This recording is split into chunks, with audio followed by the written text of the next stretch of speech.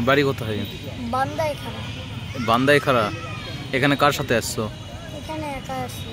কেন আসছো? গান করতে। গান করতে। গান করে কত টাকা পাও? এই 2-3-400। এই টাকা দিয়ে কি করো? যাওয়া আসা, বাসায় খাওয়া দাওয়া।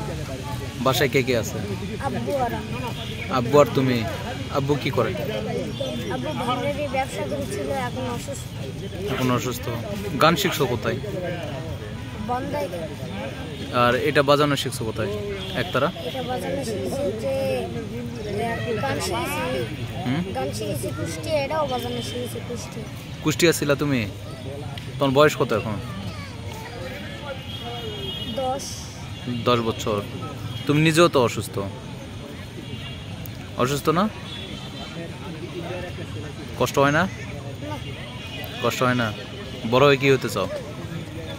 বড় হয়ে আপনারা যদি দোয়া করেন তাহলে বড় শিল্পী হতে চাও। আচ্ছা, কেউ যদি তোমার সাথে যোগাযোগ করতে চায় সেক্ষেত্রে কিভাবে যোগাযোগ করতে পারবে? যোগাযোগ করার কোনো পথ নাই? আচ্ছা, ঠিক আছে, ভালো থেকো। তোমার নাম? রাহুল। রাহুল।